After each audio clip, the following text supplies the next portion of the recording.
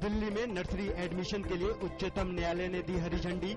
Nursery में प्रवेश के लिए दिल्ली सरकार से 27 फरवरी को जारी की गई अधिसूचना उच्चतम न्यायालय ने रद्द की।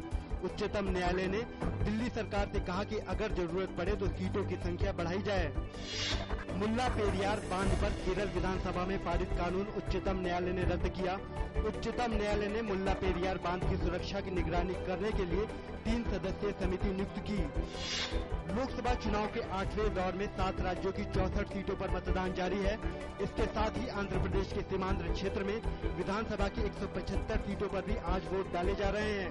उत्तराखंड और हिमाचल प्रदेश की सभी सीटों पर वोटिंग हो रही है। आज हो रहे मतदान में देश की जानी मानी हस्तियों ने भी अपने मताधिकार का प्रयोग किया। उन्होंने लोगों से मतदान में बढ़ चढ़कर हिस्सा लेने की अपील की। शुरुआती कारोबार के दौरान शेयर बाजार में देखी गई गिरावट। सेंसेक्स 22 अंक कमजोर होकर 22,486.50 अंक पर खुला। निफ्टी भी 4 अंक की गिरावट के साथ 6,711 अंक पर आ गया। अंतरबैंक विदेशी मुद्रा विनिमय बाजार में आज के शुरुआती कारोबार के दौरान डॉलर के मुकाबले रुपए की विनिमय दर 9 पैसे मजबूत होकर 60 रुपए 2 पैसे प्रति डॉलर पर पहुंच गई। कल डॉलर के मुकाबले रुपया 10 पैसे मजबूत होकर 60 रुपए 11 पैसे प्रति डॉलर पर बंद हुआ था। रूस के विदेश मंत्री सर्गेई लावरोव ने कहा कि रूस जेनेवा में यूक्रेन संकट पर बातचीत में तभी हिस्सा लेगा जब रूस समर्थक विपक्षी गुट को बातचीत में शामिल किया जाए। लावरोव ने कहा कि यूक्रेन में अपनी ही जनता के विरुद्ध सेना की तैनाती के साथ चुनाव कराना असामान्य बात है। न्यूयॉर्क में नाइजीरियाई दूतावास के बाहर नाइजीरिया में अगवा छात्राओं की सुरक्षा और उनकी रिहाई की मांग को लेकर कई प्रदर्शनकारी इकट्ठा हुए।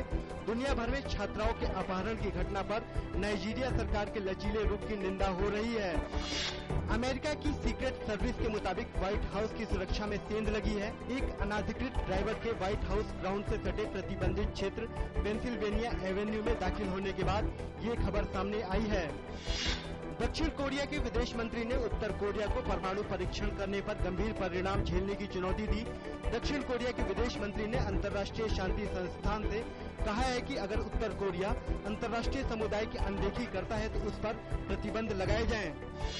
बीसीसीआई के पूर्व अध्यक्ष शरद पवार ने बोर्ड द्वारा राजस्थान क्रिकेट एसोसिएशन को बर्खास्त करने के फैसले की आलोचना की है।